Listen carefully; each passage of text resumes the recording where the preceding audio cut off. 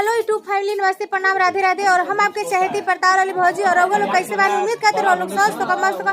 और फिलहाल में हम आज आ गए बनी जगदीशपुर गांव में करिश्मा जी के बाबू के बर्थडे में। और मतलब प्यार भरा कमेंट जरूर करो सब। और ये देखिए पीछे कितना ढेर सारा देवर बानी सब और आगे भी दिखा तनी।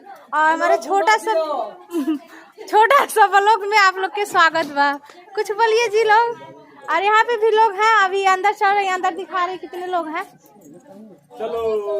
चलो अंदर। तो देखिए अंदर चल रही हूँ। देखिए अंदर कितने लोग अंदर पड़े हैं। देखिए इतने लोग हैं अंदर है किसी लोग। हाय गाइस, आप लोग कैसे हैं? उम्मीद करती हैं काफी लोग आ चुके हैं। अरे करिश्मा जी ठीक है। और भी आगे भी चलिए, आगे भी दिखा रही हूँ अभी बैक। अरे देखिए भाई हम माफिया रानी है, देखिए जी है, देखिए जी देखिए हमारी करकैया न्यूट्रल भाई जेके भी करकैया न्यूट्रल भाई से सपोर्ट करे मैडम दबा के तरह। तो देखिए इतने लोग यहाँ पे हैं, अभी और भी लोग अंदर है। इधर आइए जी, इधर आइए ना, इधर आइए जी। तो यही लोग हैं जो कि मिलिए पर टावल में गिफ्ट पैक करा रही थी लोग।